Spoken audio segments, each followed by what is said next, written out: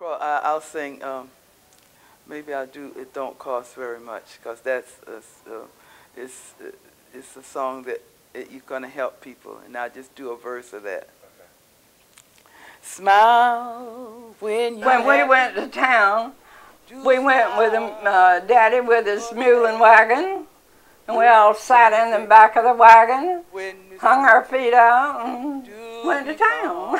I had some girlfriends that their mothers loved to go to town and park in front of Ellis drugstore and watch the people. Minkovitz, the largest department store, it had 3 floors. Minkovitz was going real strong at that time, when I was growing up too. And at Christmas time, the Toyland was on the 3rd floor, and my mother would take my sister and I to pick out what we wanted for Christmas, and that was a big treat to go there. And then we'd go to the Western Auto store to look at the wheel toys there. So that was a big treat to go at Christmas time.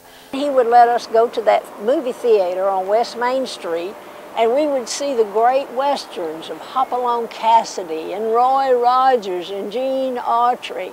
I remember when we first moved to town, we'd go to the movie right here for a quarter. We could get in, get whatever we wanted to eat, and that for a quarter. My girlfriends and I, we would go to the show, and we maybe had 50 cents. At one time, they were shows, and I remember going to a Toby show. Then we could go to the Ellis's drugstore and get us cherry Coke and a hot dog. Our money went a long ways. In the afternoon, we would walk home, stop at College Pharmacy and get us a soda. The Red Goose shoe store, that's where my grandmother used to go buy my shoes. I can remember they'd come through ever so often, and we'd run out there with Octagon soap wrappers, and you'd get prizes, you'd get dishes, and all for Octagon soap. It was just fabulous to come to Statesboro as a child and be able to do these things. The one thing that's missing out there on this porch is they had these big white rocking chairs, and they would sit out there, and the people would be out there rocking, and I thought that was just so much fun to watch those people, and I loved to come uptown. I wasn't in town all the time because I was mostly in the country, but when I did come up here, I loved looking at those people sitting on the porch rocking. You know, that was fun. I mean, it's so much different now. And I remember uptown they used to have all the bricks around the courthouse. You know, the bricks, the streets was just brick. A lot of people that come back that love Statesboro. And one of the first things they began to ask me, they hunt Bandy's barbecues one time.